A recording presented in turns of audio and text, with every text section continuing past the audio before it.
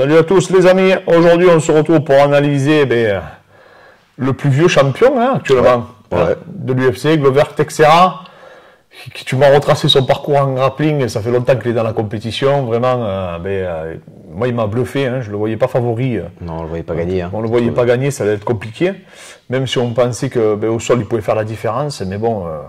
Le Polonais était un solide grappleur également. Il avait prouvé qu'il avait affronté Tonton d'ailleurs, le Polonais. Ah ouais? Ouais, pour la petite information. Ouais. D'accord. Et vraiment un solide combattant. Et pourtant, on a eu le sentiment qu'il n'existait pas en grappling face à lui. Donc, on va analyser ce combattant. Les amis, pensez à vous abonner pour rien louper. N'hésitez pas à nous contacter aussi, ceux qui veulent une analyse, qui veulent qu'on les suive. Bien sûr, on le fait pour nos élèves.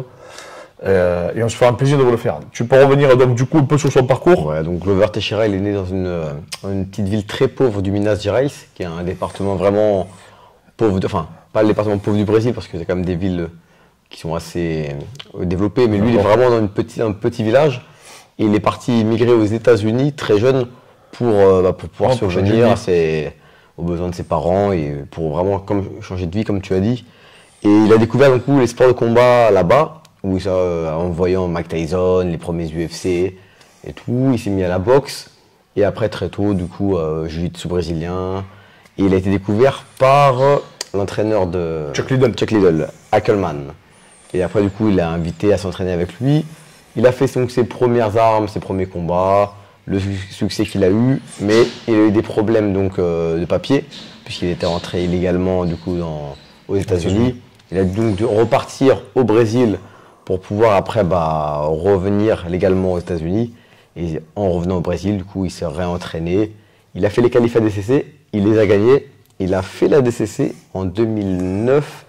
Il a perdu en demi-finale. C'est incroyable. Ouais, il avait battu Dean Lister d'ailleurs. Ouais, Dean Lister, un spécialiste des clés de jam pour ceux qui ne le connaissent pas. Ouais, et qui a un gros nom, qui est un multiple champion ADCC.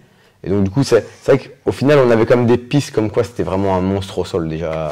Ouais, mais comme il boxait beaucoup à l'UFC, il dit qu'il s'entraînait énormément en anglaise, ben en fait, on avait oublié son grappling. Quoi. Il a toujours dit qu'il est fan de Mike Tyson, que c'était son idole, et qu'il a toujours voulu faire comme Tyson, mettre des KO.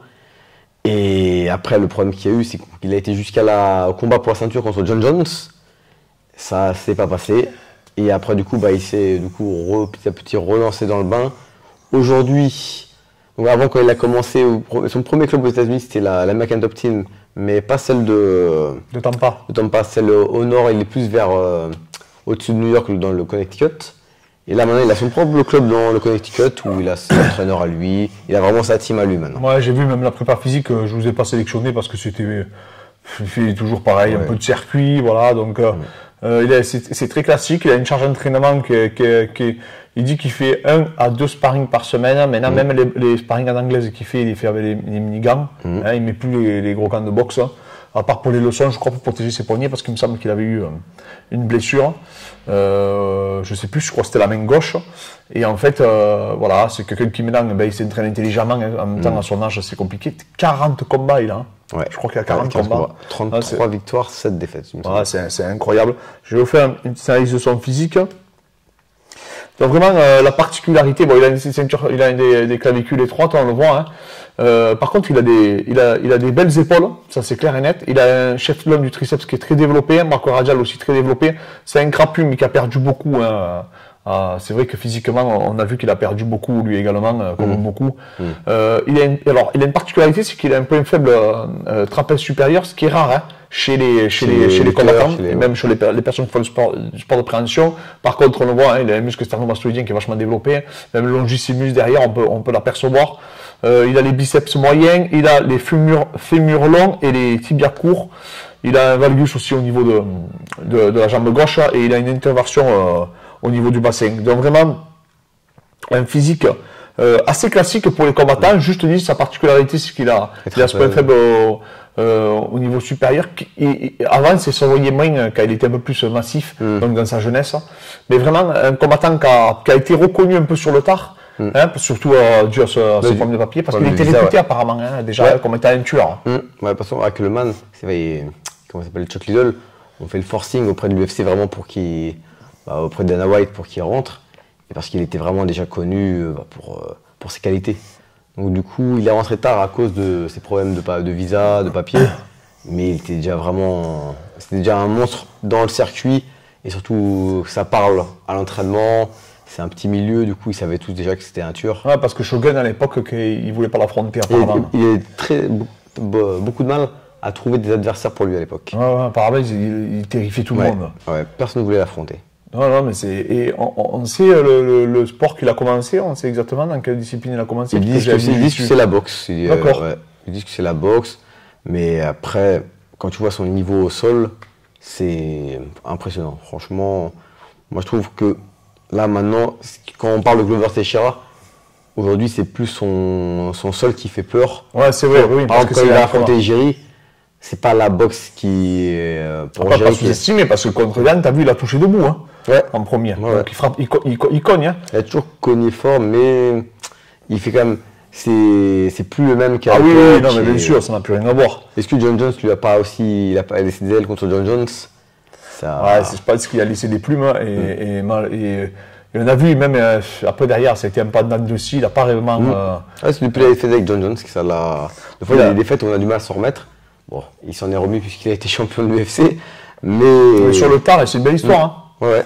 Franchement, c'est une très belle histoire, un super athlète.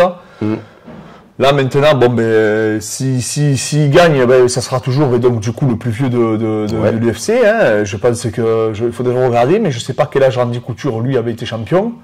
Mais je sais que c'était extrêmement tard aussi. Très tard aussi, ouais. Contre Tim Sylvia, il me semble que c'était qu'il avait repris son titre. Mais du coup, voilà, une super histoire. Un athlète pareil, hein, parce que pour avoir autant de longévité, c'est que tu as des qualités qui sont supérieures à la moyenne. Et en plus, il a la particularité qu'il est vachement endurant, vachement solide. Tous les gens qui disent quand tu l'as en lutte et tout, apparemment, c'est un rocher. Très compliqué, très dur, beaucoup de force. Il a un bon timing, techniquement. En plus, il boxe pour lutter. C'est ça son intelligence. Je trouve qu'il est très intelligent. Alors qu'avant le combat contre John Jones, il boxait pour le KO, vraiment pour rester. Comme il disait, lui, c'était des fans de Tyson, c'était son idole. Il voulait impressionner Tyson. Une fois, il y avait Tyson dans le public. Il voulait à tout prix mettre KO pour montrer à Tyson qu'il pouvait mettre KO. C'était vraiment. Alors que là, maintenant, il a compris que contre des. Ben, la nouvelle génération, exactement. Ouais. Moi, je pense que contre Jiri, il va pas chercher à boxer pour boxer. Ouais, bien sûr.